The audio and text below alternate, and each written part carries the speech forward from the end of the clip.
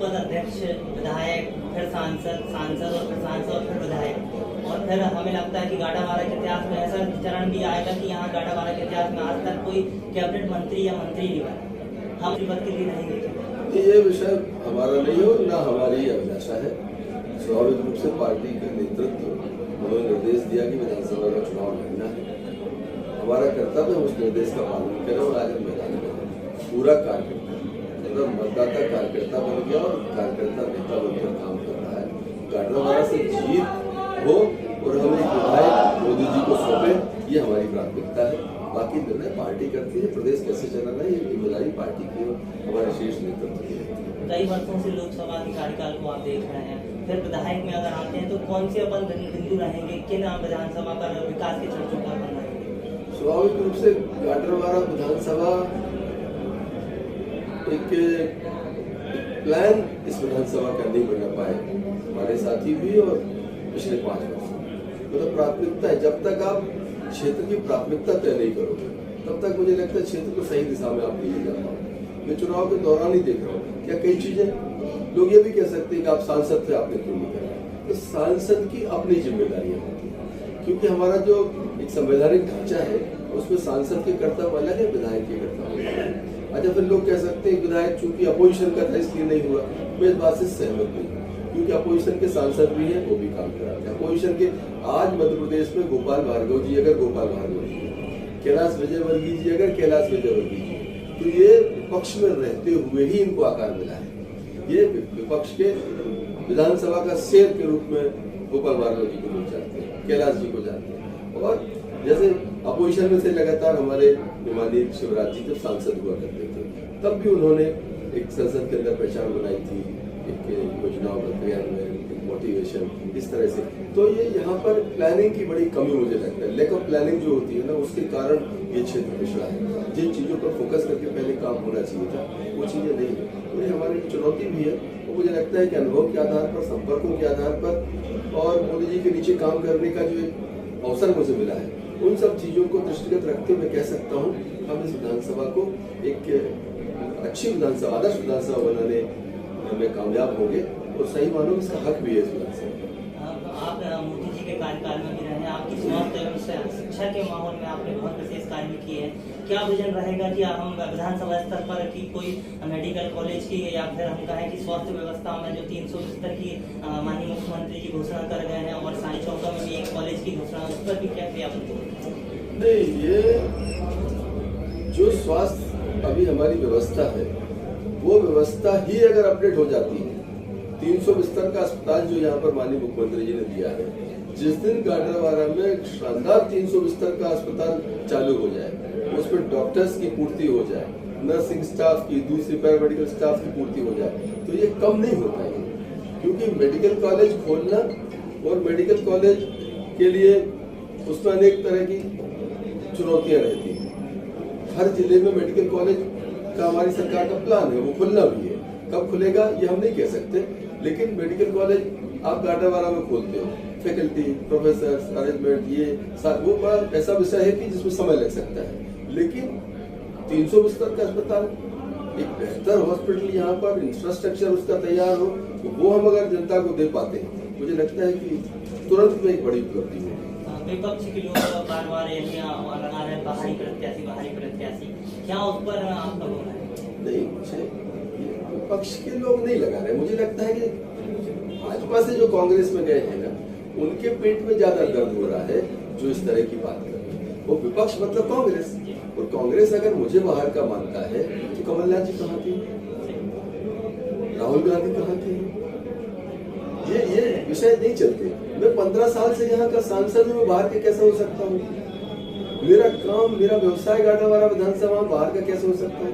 जिस विधानसभा के लोगों ने मध्य प्रदेश की सबसे बड़ी जीत इस विधानसभा में लोकसभा के दौरान मुझे दी, वो मतदाता और आम लोग, उनके जहन में ये विषय नहीं है।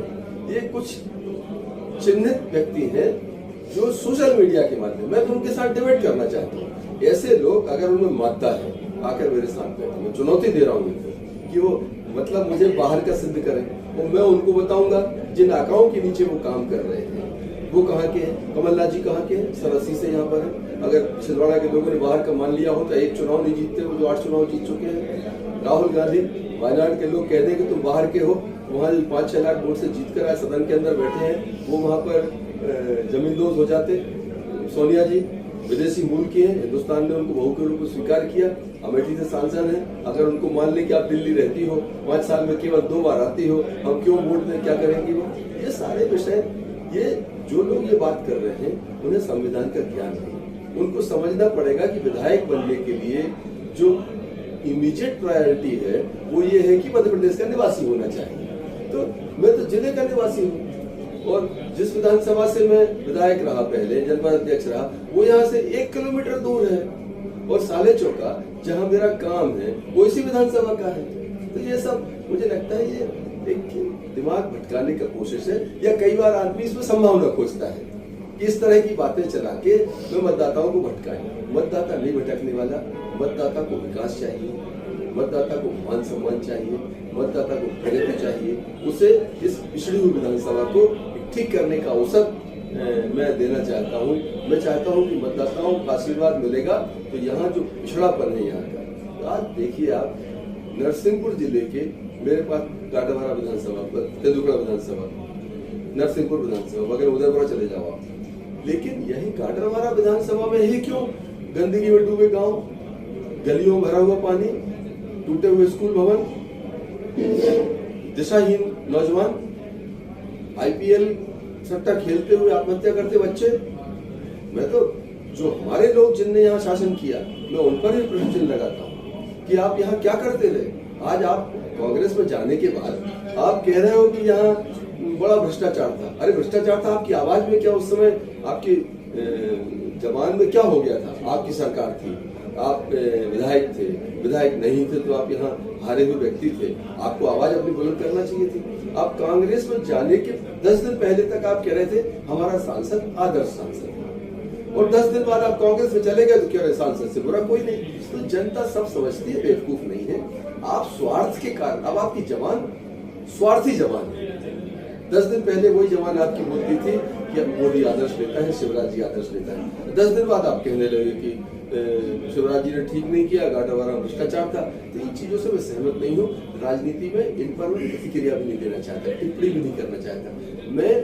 मेरा जो सोच है, मेरा विजन है, मैं काम के आधार पर, पार्टी की नीतियों के आधार पर, हमारे नेताओं की कार्यशैली के आधार पर वोट मांगता हूँ, और इसी कारण से हर बार लोगों का समर्थन मिलता है। और इस बार भी गाटावारा की विधानसभा स्वयं के विकास के लिए, लोगों के कल्याण के लिए, प्रगति के लिए, यहाँ बिजली की इतनी समस्याएं हैं। आज यह समस्या प्रदेश स्तर पर काम करने वाले लोगों को कहना चाहता हूँ, आप क्या करते रहे कि यहाँ सब स्टेशन नहीं बने? आप कहाँ थे? यहाँ ट्रांसफार्मर फेल थे।